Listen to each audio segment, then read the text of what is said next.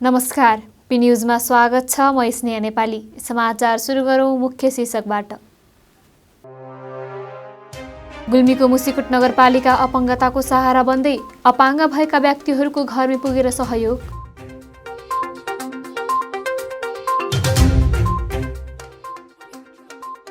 इस्माकै नागरिक इस्मामै सेवा अभियान, प्राविधिक पढ्ने विद्यार्थीलाई गाउँपालिकाले छात्रवृत्ति दिने।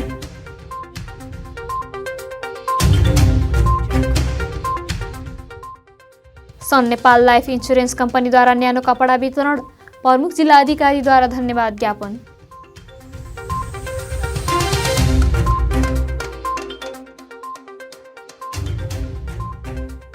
र चन्द्रकोट गाउँपालिकाको बजार अनुगमन, म्याद गुज्रेका सामान बरामद।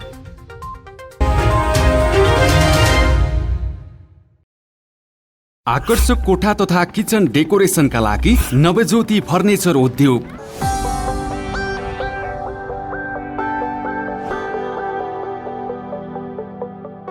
अर्डर अनुसारका पलङ, लो बेड, दराजहरू लगायत फर्निचर सम्बन्धी सम्पूर्ण सुविधाका लागि हामीलाई सम्झनुहोस्।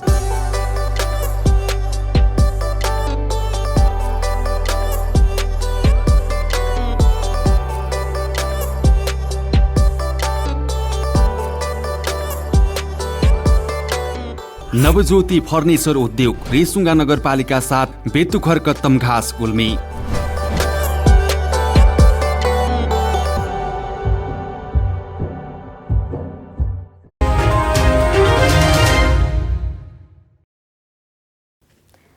अब समाचार विस्तारमा। गुल्मी जिल्लाको मुसिकोट नगरपालिका अपङ्गताको सहारा बन्दै गएको छ। मुसिकोट नगरपालिका वडा नम्बर 3 मा अपङ्ग भएका चुन्द्री गाउँका अशोक सुनारलाई बैशाखी, सोही वडाका चौरामा बस्ने यादव थापाले वालकर र सोही ठाउँका केशवपुन मगरलाई लौरो उपहार दिएको मुसिकोट नगरपालिका वडा नम्बर 3 का वडाध्यक्ष शङ्कर रायमाझीले जानकारी दिनुभयो। वडा कार्यालयको 2079-80 नीति तथा कार्यक्रममा रहेको कार्यक्रम अनुसार उनीहरूलाई सहयोग स्वरूप उपहार प्रदान गरिएको रायमाझीले बताउनुभयो। मुसिकोट नगरपालिकाका प्रमुख प्रशासकीय अधिकृत विनोद कुँवर, वडाध्यक्ष शङ्कर रायमाझी घरमै पुगेर उनीहरूलाई सहाराको लागि आवश्यक सामग्री वितरण गरिएको हो। मुसिकोट नगरपालिकाका प्रमुख प्रशासकीय अधिकृत विनोद कुँवरले नगरपालिकाभित्र अपङ्ग भएका व्यक्तिहरूको अझै पहिचान गरी स्थानीय सरकारले सहयोग गर्ने प्रतिबद्धता व्यक्त गर्नुभयो। स्थानीय सरकार भनेको जनताको नजिकको सरकार भएको हुँदा अपङ्ग भएका व्यक्तिहरूको घरमै पुगेर सहयोग गरिएको वडाध्यक्ष शङ्कर रायमाझीले बताउनुभयो। मुसिकोट नगरपालिकाले अपङ्गताको क्षेत्रमा काम गर्दै आएको बताउँदै अझै नगर तथा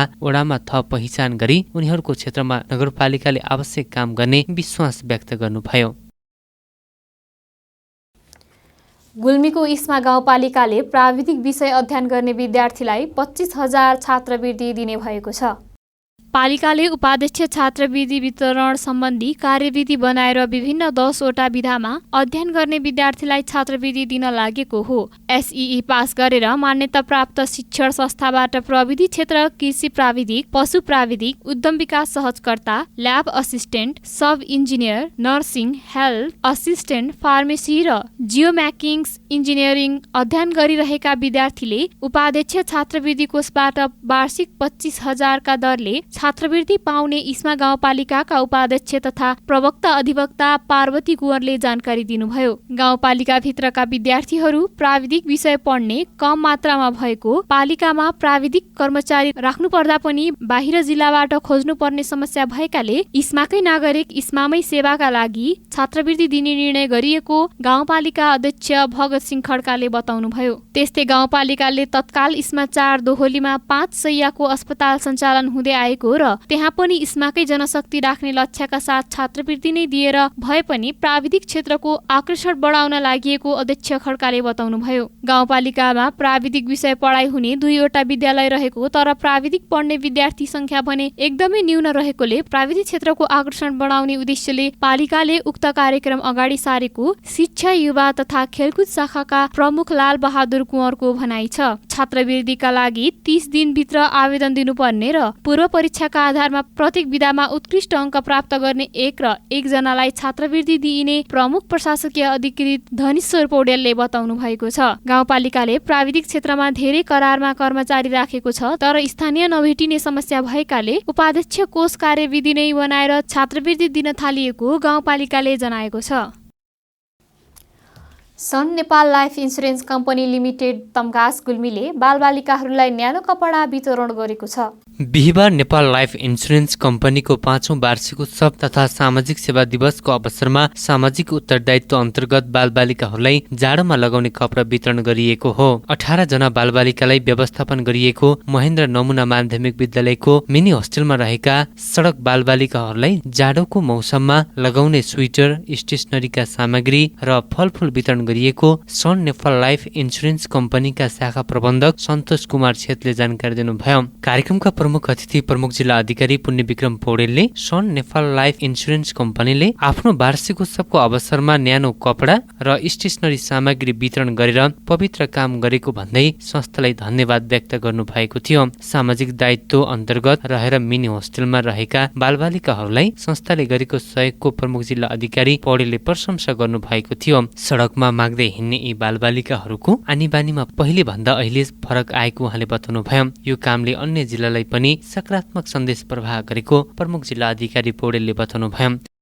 आफ्नो वार्षिकोत्सवको अवसर पारेर 5औं वार्षिकोत्सवको अवसर पारेर न्यानो कपडा र स्टेसनरी वितरण गर्ने कार्यक्रम आयोजना गर्यो।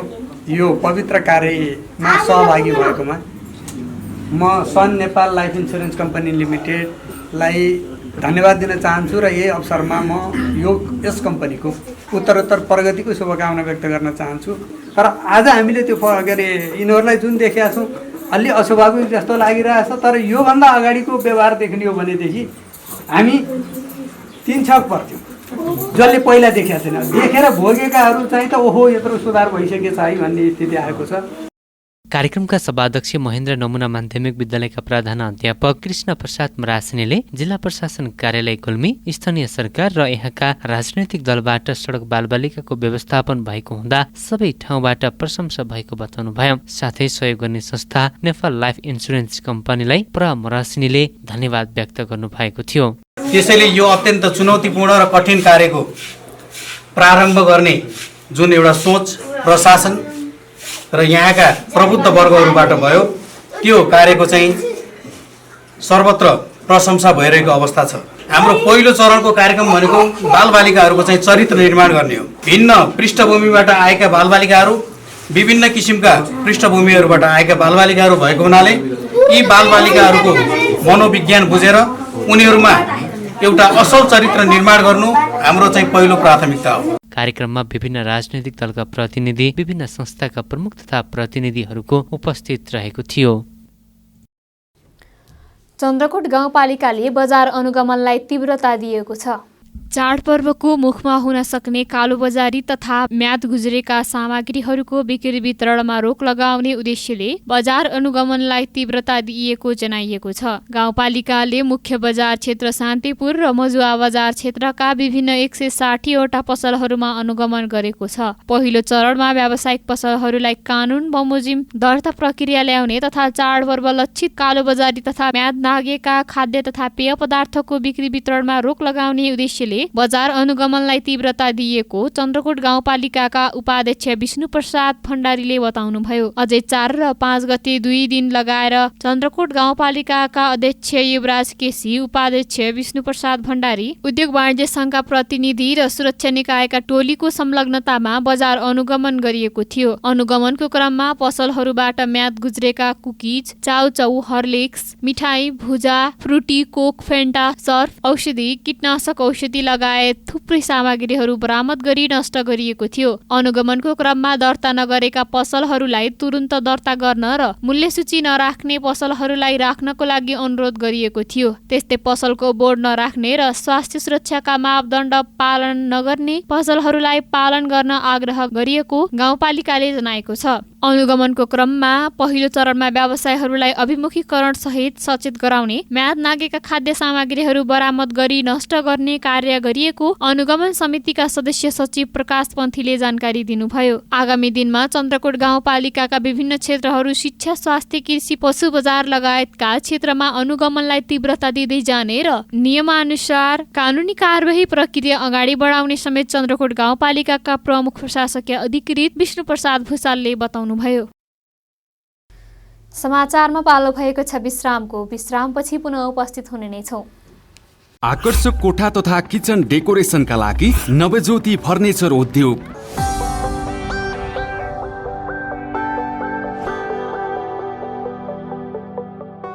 अर्डर अनुसारका पलङ, लो बेड, दराजहरू लगायत फर्निचर सम्बन्धी सम्पूर्ण सुविधाका लागि हामीलाई सम्झनुहोस्।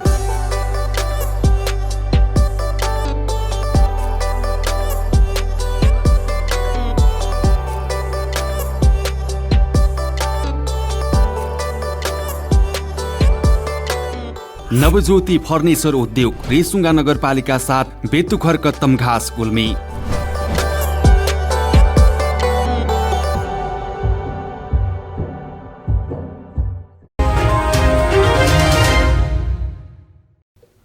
विश्रामपछि पुनः स्वागत छ। अब लागौँ बाँकी समाचारतर्फ। वैशाख 30 गते सम्पन्न स्थानीय तह निर्वाचनमा निर्वाचित गुल्मीको मुसिकोट नगरपालिकाका 47 जनप्रतिनिधि मध्ये 41 जनप्रतिनिधि कारबाहीमा परेका छन्।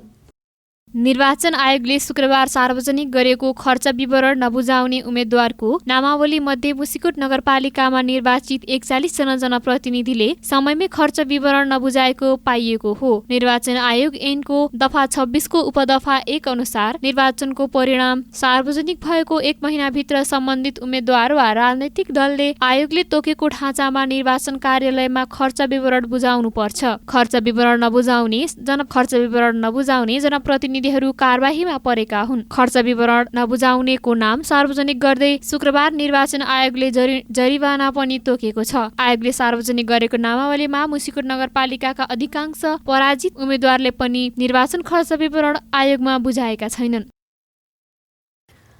बंगलादेश विरुद्ध हुने मैत्रीपूर्ण खेलका लागि नेपाली राष्ट्रिय फुटबल टोलीको घोषणा भएको छ।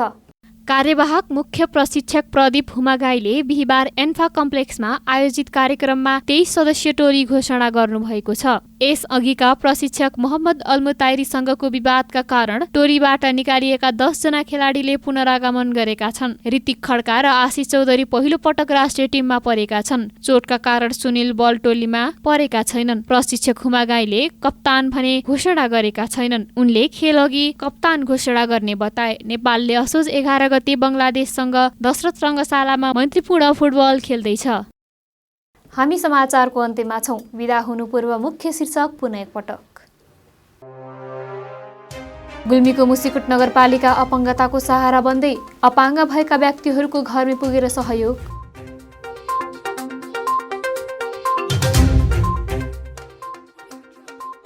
इस्माकै नागरिक इस्मामै सेवा अभियान, प्राविधिक पढ्ने विद्यार्थीलाई गाउँपालिकाले छात्रवृत्ति दिने।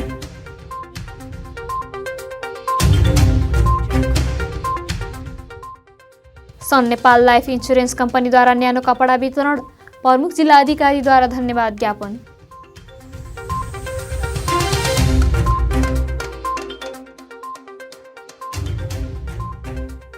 र चन्द्रकोट गाउँपालिकाको बजार अनुगमन, म्याद गुज्रेका सामान बरामद।